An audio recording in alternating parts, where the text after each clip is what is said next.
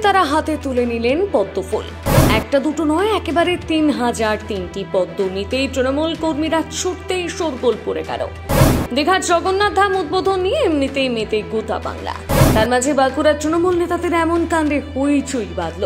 বিজেপিও কটাক্ষ করতে ছাড়ল না। তারা ব্যঙ্গ করে বলল, ঠেলায় পড়ে এখন পদ্মফুল নিয়ে ছুটে বেড়াচ্ছেন শাসক দলের নেতারা। আর মাত্র একটি দিনের অপেক্ষা, বুধবার দীঘায় নবনির্মিত জগন্নাথ মন্দিরের উদ্বোধন হতে চলেছে।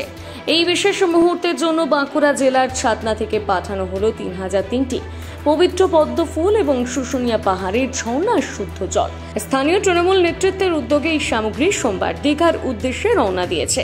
তৃণমূল সূত্রে খবর, বাঁকুড়ার পদ্ম ও শুশুনিয়া জল ব্যবহার হবে দীঘার জগন্নাথের প্রাণ প্রতিষ্ঠায়।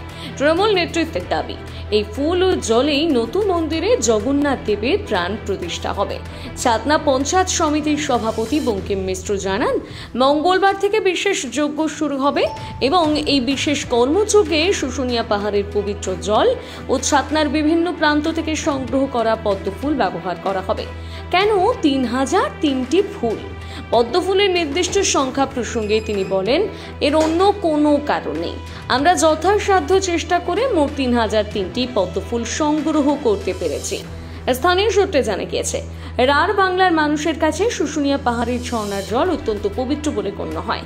প্রতি বছর শ্রাবণ মাসে দূর দূরান্ত থেকে লক্ষ লক্ষ পুণ্যার্থী এই জল সংগ্রহ করে তারকেশ্বর, সারেশ্বর, একতেশ্বর সহ বিভিন্ন প্রাচীন শিব মন্দিরে জলাভিষেক করেন। শুধু বাঁকুড়াই নয়, পার্শ্ববর্তী জেলাগুলোতেও নতুন মন্দির প্রতিষ্ঠার সময় মঙ্গল ঘটে করে নিয়ে যাওয়া হয় এই পবিত্র জল। এছাড়াও ছাতনা এলাকা বিখ্যাত তার সাদা ও লাল পদ্ম ফুলের জন্য। সেইখানে থেকে যত্ন করে সংগ্রহ করা হয়েছে 3003টি পদ্ম। তবে তৃণমূলের এই উদ্যোগকে কটাক্ষ করতে ছাড়েনি বিজেপি। বাঁকুড়ার বিজেপি বিধায়ক নীলাদ্রি শেখর দানা বলেন, ঠেলায় না পড়লে বিড়াল গাছে ওঠে না। এখন তৃণমূলও ঠেলায় পড়ে পদ্ম ফুলের আশ্রয় নিচ্ছে। এবার তারা বুঝতে পেরেছে বাংলার মানুষ পদ্ম ফুলের স্বস্তি খুঁজছে, তাই এখন পদ্ম ফুল নিয়ে ছোটাছুটি করতে শুরু করেছে। তিনি আরো বলেন, দেরিতে হলেও শাসক দলের বোধোদয় হয়েছে। রাজনৈতিক চর্চা চললেও বাঁকুড়া থেকে আসা পদ্ম ফুল ও শুশুনিয়া পাহাড়ের জল যে দীঘার জগন্নাথ মন্দিরের প্রাণ প্রতিষ্ঠা অনুসারে এক বিশেষ মাত্রা যোগ করবে তা বলাই বাহুল্য। রবিবার বিকেল থেকে পুরীর নিয়মে দীঘায় জগন্নাথ দেবের প্রাণ প্রতিষ্ঠা আর আচার আচরণ শুরু হয়েছে। 29 তারিখ হবে বিশ্ব শান্তির জন্য মহাযজ্ঞ।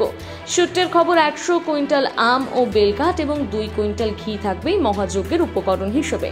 30 এপ্রিল মুখ্যমন্ত্রীর উপস্থিতিতে মন্দিরের দ্বার উদ্ঘাটন ও জগন্নাথ দেবের প্রাণ প্রতিষ্ঠা হবে। এখন শুধু বুধবারের উদ্বোধনী অনুষ্ঠানের দিকে তাকিয়ে গোটা বাংলার মানুষ।